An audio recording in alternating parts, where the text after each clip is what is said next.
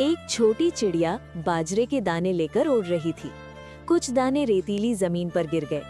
बारिश से वहां अंकुर निकल आए, लेकिन टिड्डियों का झुंड उन्हें खाने लगा।